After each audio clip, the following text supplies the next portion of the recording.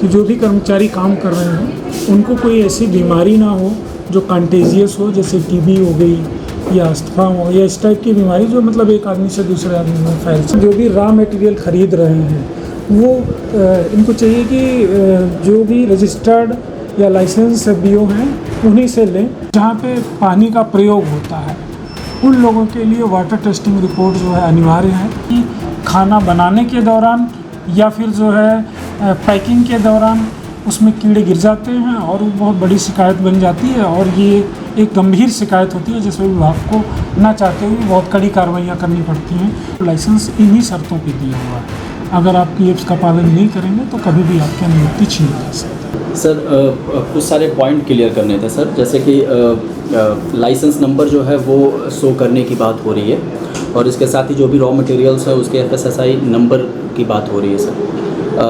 जो भी एम्प्लॉई काम करते हैं किसी रेस्टोरेंट में उसके सर्टिफिकेशन के बारे में बात हो रही है, वेरिफिकेशन पे वो सारी चीज़ों को कैसे जो है एक जो रेस्टोरेंट करता है या फिर संचालक है वो इन सारी चीज़ों को कैसे सुनिश्चित करे? देखिए सारी चीज़ों के लिए ये जो लाइसेंस की कंडीशन है ये इसमें ये सारे पॉइंट्स जो है दिए हुए हैं और हर एक खाद्य कारोबारी को अपना जो लाइसेंस है उसकी एक प्रति एटलीस्ट 6 प्रति अपने कारोबार में डिस्प्ले करना है और करना चाहिए, जिससे कि जो कंज्यूमर है वो जान सके कि आपके जो है रजिस्ट्रेशन लाइसेंस जो है या नहीं है।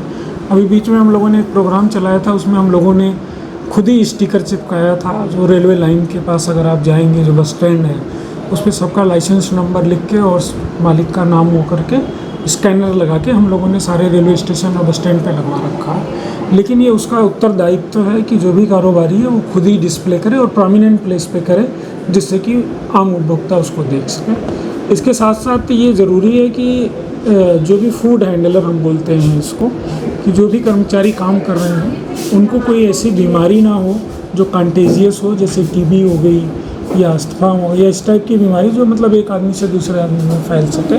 तो साल भर में कम से कम एक बार उसको मेडिकल सर्टिफिकेट होना ज़रूरी है किसी रजिस्टर्ड मेडिकल प्रैक्टिशनर से, कि वो अपनी जांच करा लें जो भी एम्प्लॉई हैं, जिससे फूड में कोई कंटामिनेशन के चांसेस ना रहें। इसके साथ साथ जो भी रॉ मटेरियल ख़रीद रहे हैं वो इनको चाहिए कि जो भी रजिस्टर्ड या लाइसेंस बीओ हैं उन्हीं से लें, जिससे ये सुनिश्चित हो सके कि अगर कोई ख़राबी है उसमें तो उसके बारे में जो सोर्स है उसका पता लगाया जा सके और अग्रिम कार्रवाई की जा सके। वाटर टेस्टिंग रिपोर्ट के बारे में भी बात की जा रही थी सर। हाँ, देखिए जहाँ पे ये रेस्टोरेंट हैं या ऐसे मैन्युफैक्चरर जो जहाँ पे पानी का प्रयोग होता है उन लोगों के लिए वाटर टेस्टिंग रिपोर्ट जो है अनिवार्य है। रेस्टोरेंट्स में जगह जो आप जानते हैं कि बर्तन धुलने से लेके इंग्रेडिएंट्स से लेके सारी चीज़ें यूज़ होती हैं, तो उन लोगों को साल में कम से कम एक बार अपना जो भी पानी प्रयोग कर रहे हैं, और हाँ वो आरओ वाटर नहीं होना चाहिए। ज़्यादातर लोग उसको गलतफहमी में आरओ वाटर टेस्ट करने के लिए दे देते हैं। वो पाइप वाटर होना चाहिए या ग्राउंड वाटर होना चाहिए, उसकी एक बार जो है।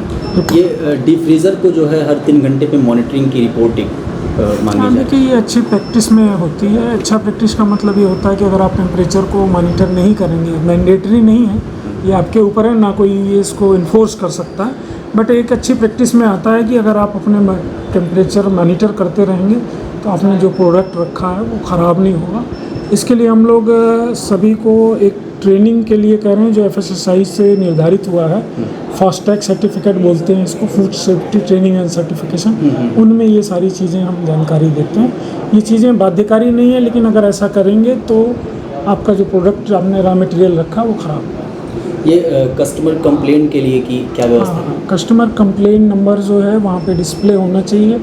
उसमें जैसे अगर कस्टमर कोई कंप्लेंट कर रहा है तो ये आपके कई बार लोग ऑनलाइन डालते हैं तो आपके लाइसेंस के ऊपर वो कंप्लेंट दर्ज हो जाती है और 10 दिन तक वो कस्टमर कंप्लेंट आपके लाइसेंस के ऊपर पड़ी रहती है।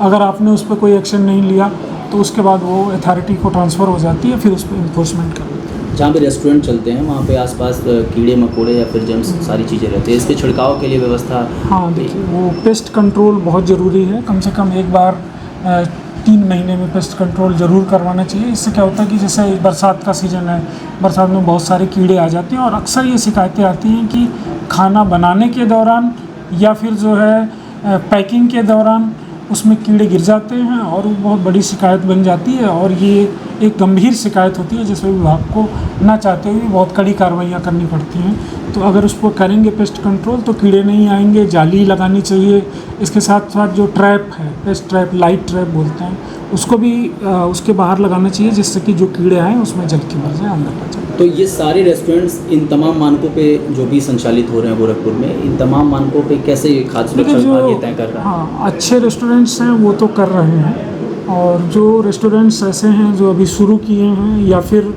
जिनका टर्नओवर ज़्यादा नहीं है या ज़्यादा शिक्षित नहीं है, वहाँ पे अभी इसका पालन नहीं हो रहा है। लेकिन विभाग जो है वो साल में एक बार सभी की जांच करता है, और सभी को इस तरीके की नोटिसें जनरली इशू होती हैं कि वो कंप्लाई हो, उसके लिए एक समय दिया जाता है और उसको फिर जांच होती है। अगर वो कर लेते हैं या सेटिस्फैक्ट्री होती है तो ठीक है, अदरवाइज़ दोबारा नोटिस दी जाती है और कंप्लाइन नहीं होने पे लाइसेंस को खत्म। मतलब पहली बार एक बार इत्तला किया जाता है उनको कि ये सारी चीज़ें मान के जो हैं वो इस पे जो आप खरे उतरें। ये लाइसेंस की कंडीशंस भी हैं, ये जो भी लाइसेंस लेते हैं उनके जब वो पूरी लाइसेंस का प्रिंट लेंगे तो 2 पेज में ये सारी चीज़ें लिख के दी जाती हैं कि आपको लाइसेंस इन्हीं शर्तों पे दिया हुआ है। अगर आप इसका पालन नहीं करेंगे तो कभी भी आपकी अनुमति छीनी जा सकती है आपसे।